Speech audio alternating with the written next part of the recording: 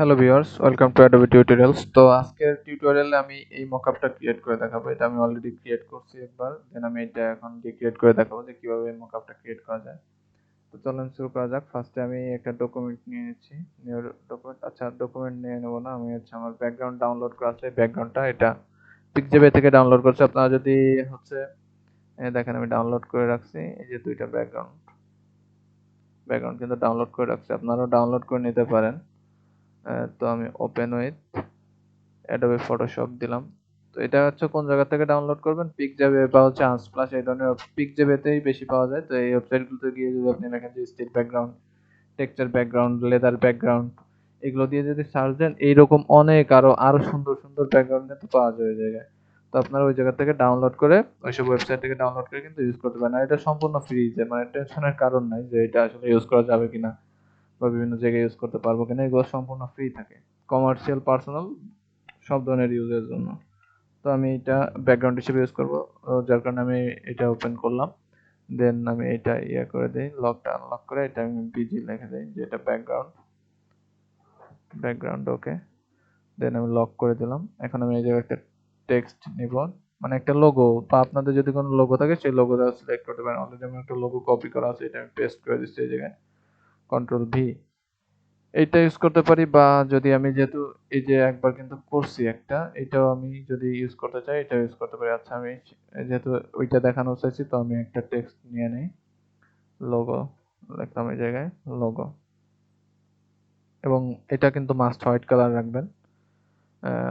দেন আমি একটু বড় করে নিচ্ছি এটা, ওকে। এটা বড় করে মিডিলে প্লেস করে নেবেন, দেন ওকে। ওকে, এখন এই লোগোটা আমি স্মার্ট অবজেক্ট করে নেব, যেহেতু এই জায়গায় আমি আরো অনেক লোগো প্লেস করব। দেন যেহেতু মকআপ হিসেবে ইউজ করব, তো স্মার্ট অবজেক্ট করে নিতে হবে যেন আমি অন্য অন্য লোগোগুলোতেও সেম ইফেক্ট ইউজ করতে পারি। তো এটা আমি স্মার্ট অবজেক্ট করে নিলাম। দেন আবার রাইট ক্লিক করব মাউস থেকে, দেন ব্লেন্ডিং অপশনে চলে যাব। ব্লেন্ডিং অপশনে বেভেলস এন্ড এমবসে চলে যাব। দেন ডাইরেকশন আপ দিয়ে দেব ফার্স্টেই, ডেপথ 50, সাইজ 10, এগুলো ঠিক আছে। আচ্ছা, সাইজ সাইজ 15 করে দেই।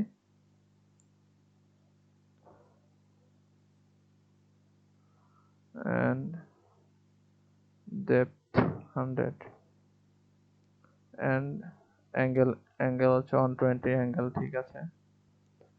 and then বাকি সব কিছু ঠিক আছে। আউটার বেভেল এটা চিজ হার্ড করে দেই, দেখেন।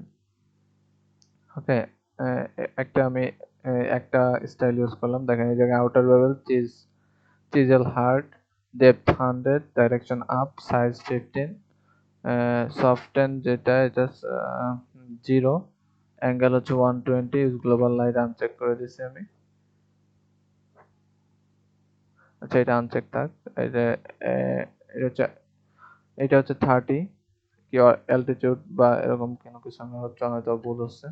তো এটা তারপরে কন্ট্রোলটা আমি লিনিয়ার রাখছি, দেখেন কন্ট্রোলটা linear. Then highlight mode screen black, opacity হচ্ছে 75, যে শ্যাডো অপাসিটি হচ্ছে 50, এই জায়গায় 50, শ্যাডো কালারটা তো ব্ল্যাক। দেন আমি আরেকটা এফেক্ট স্টাইল ইউজ করবো, এই জায়গায় এটা হচ্ছে ড্রপ শ্যাডো। দেখেন আমি ড্রপ শ্যাডো ইউজ করতেছি, অপাসিটি 75। আচ্ছা অ্যাঙ্গেল যেহেতু ওই জায়গায় 120 দিয়েছি, তো এই জায়গায় আমি -120 দিই, -120। দেন ডিস্টেন্স, আচ্ছা এই জায়গায় 120 দিই, যেহেতু -120 না 120 হবে, যেহেতু এই সাইডে কিন্তু আমার শ্যাডোটা পড়বে। এন্ড শ্যাডো হচ্ছে 12 দেই, ডিস্টেন্স, স্পিড 8, সাইজ 4, এবং কন্ট্রোলটা এই জায়গায়ও লিনিয়ার রাখবেন। দেন ওকে। ওকে, এখন আমি অন্য যে আমার যে আমি যে ব্যাকগ্রাউন্ডটা মানে ডাউনলোড করে রাখছি, এই ব্যাকগ্রাউন্ডটা আমি ফটোশপে ওপেন করব। এই জায়গায় দেখেন আমি ওপেন করলাম। দেন এটা লোগো, যে আপনার এর উপরে প্লেস করবেন। দেন কিবোর্ড থেকে অল্ট প্রেস করে এই দুই লেয়ারের মাঝে যদি আপনি মাউস কার্সর আনেন, দেখেন এরকম একটা চিহ্ন আসবে। আমি যদি ক্লিক করি, তাহলে এটা ক্লিপিং মাস্ক করে অনেকেই জানেন হয়তো বা, যারা জানে না তাদের জন্য আসলে এই করলাম। আর অথবা এইভাবে যদি না করেন তাহলে এই জায়গায় রাইট ক্লিক করবেন, দেন হচ্ছে ক্রিয়েট ক্লিপিং মাস্ক করে দেবেন। দেখেন এখানে ক্রিয়েট ক্লিপিং মাস্ক। তো এটা কার সাথে ক্লিপিং মাস্ক করবে? এটা হচ্ছে এর নিচে, এর এর নিচে যে লেয়ারটা থাকবে তার সাথে কিন্তু সবসময় ক্লিপিং মাস্ক করবে। এই জন্য লোগো লেয়ারের উপরের লেয়ারে এটাকে প্লেস করতে হবে। দেখেন এটা ক্লিপিং মাস্ক হয়ে গেছে কিন্তু। এখন আমি আরেকটা রেক্টেঙ্গেল নিয়ে নিচ্ছি ছোট, অর্থাৎ এটার মিডিল বরাবর। দেখেন একটা রেক্টেঙ্গেল নিয়ে নিলাম এবং এটার কালার দেব হোয়াইট। এটা আমি হোয়াইট কালার দিচ্ছি, দেন হচ্ছে অপাসিটি করে দেব 10, অপাসিটি 10। দেন এইটা আমি আবার এই আগের বারের মতো সেম রাইট ক্লিক করে ক্রিয়েট ক্লিপিং মাস্ক করে দেব। দেখেন মনে হচ্ছে যে নিচের পোর্শনটা একটু মানে লাইট মনে হচ্ছে, কিন্তু উপরের পোর্শনটা থেকে। এখন আমি যদি ব্যাকগ্রাউন্ডটা সিলেক্ট করে এখান থেকে আমি হচ্ছে হিউ অ্যান্ড স্যাচুরেশন থেকে আমি স্যাচুরেশনটা একটু যদি বাড়িয়ে দেই, আর হচ্ছে লাইট লাইট ঠিক আছে, আর হিউটা একটু কমিয়ে দিলে, আচ্ছা কমানো থাক, এন্ড স্যাচুরেশন, আচ্ছা এটা বেশি হয়ে যায়, স্যাচুরেশনটা কম, তাহলে হচ্ছে -1 on 376। আপনার যে কোনো একটা মানে ভ্যালু দিয়ে দেখতে পারেন আসলে কোন ভ্যালুটা কেমন লাগে। তো এর থেকে তো আসলে নর্মাল ভ্যালুতেই ভালো লাগছিল। হ্যাঁ, এরকমটাই ভালো লাগতেছে, তো এটা আমি রেখে দিলাম। আপনারা যে কোনো ভ্যালু দিয়ে আসলে ট্রাই করে দেখতে পারেন যে কিভাবে কোন ভ্যালুতে ভালো লাগে। তো এটা কিন্তু অলরেডি ক্রিয়েট হয়ে গেছে। আমি যে মকআপটা দেখাইছিলাম এটার মতো এটা অলরেডি ক্রিয়েট হয়ে গেছে।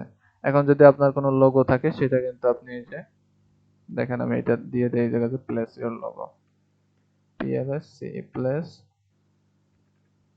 Your logo here.